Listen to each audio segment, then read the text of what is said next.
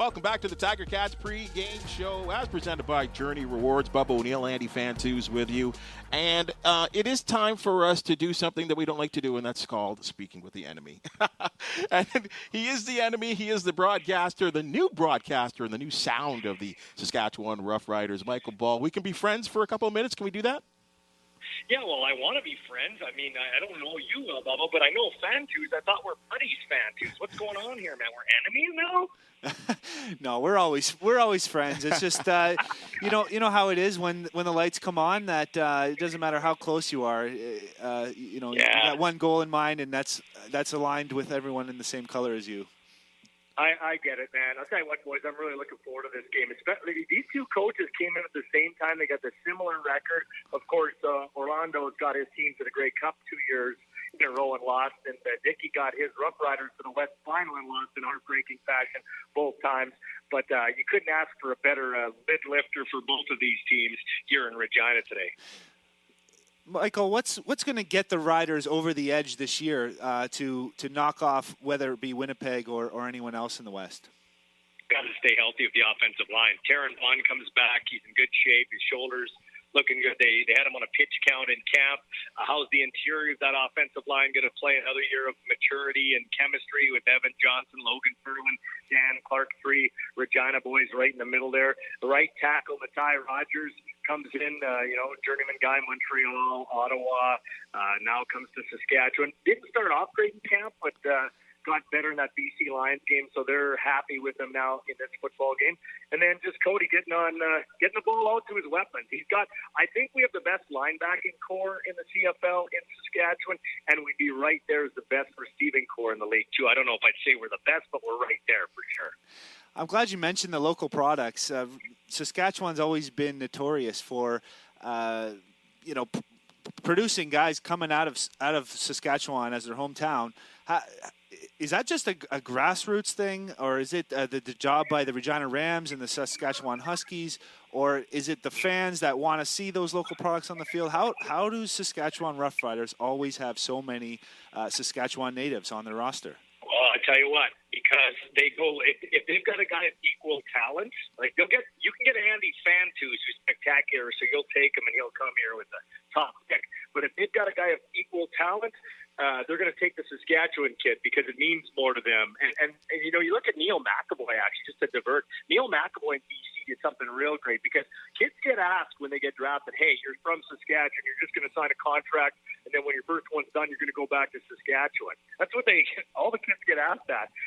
What McAvoy did, he got Noah Zur, Ryder Varga, Nathan Cherry, and Riley Pickett. Three from the U of S, one from the Rams, and eventually maybe they all stay together and they room together and they stay out there. But yeah, local kids, they know what it means. The Riders know what it means to have local kids. And hey, they're worth the price of admission too. They're not just here because they're local. Ballsy, there was a certain amount of pressure, and I know the Tiger Cats say they wasn't pressure, but it's undeniable. When you host a Grey Cup game, the Tiger Cats were under a certain amount of pressure. Now, they didn't finish the job because they did not win the game, but they got there.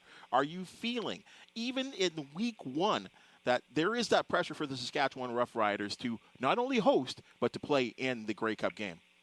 Yeah, I really do believe it because of what I just said. They got almost to the dance twice, losing on a cold, frigid Winnipeg field last year in December, and the one here where they hit the crossbar with the guy open in the back of the end zone in 2019, and the Winnipeg Blue Bombers went on to win that cup and end the drought. So the pressure is here, and no disrespect to my enemy Andy Fantuz, but he was here November 24th, 2013, when the Hamilton Tiger Cats were overwhelmed by the Saskatchewan Roughriders and Rider Nation here. That was the only down spot for me for the Tiger Cats losing because my friend Andy Fantuz lost, and I like Burns too. But I tell you what, it's kind of set the bar around here. I know that was 9 years ago, but it's almost like if you host it, you got to be in it. So I think the pressure is there. The Riders have shown they can get close to it. Everybody wants to see them get over the hump. Well, nothing would make me happier to see Hamilton against Regina in that Grey Cup game, and I could enjoy the city of Regina on a different level if I was out there just as a fan this year instead of as the actual enemy. And maybe the weather won't be quite as bad as 2013 either. No that was nuts. -35 all week long. The game actually turned out okay, but Let's talk about the game a little bit here. What's going to decide this game in your opinion? What are you looking for from the Saskatchewan Roughriders to show in week one? Well, you guys know the heartbeat of any football team is your offensive line, and the Riders' interior, the Regina guys, Dan Clark, the veteran Grizzlies center, and then you got the two guards, Logan Ferlin in his second year there from the Regina Thunder program, and on the right side, Evan Johnson from the U of S, a Regina kid. They're going up against Wynn, Laurent, and the old Rider, Micah Johnson, and that's where this game's going to be won and lost. Can the Riders control the line of scrimmage on offense? Because if they can, I think they have enough to beat the Hamilton Tiger Cats. But yeah, it's going to be spectacular. One thing to watch in the secondary, two guys for the Riders.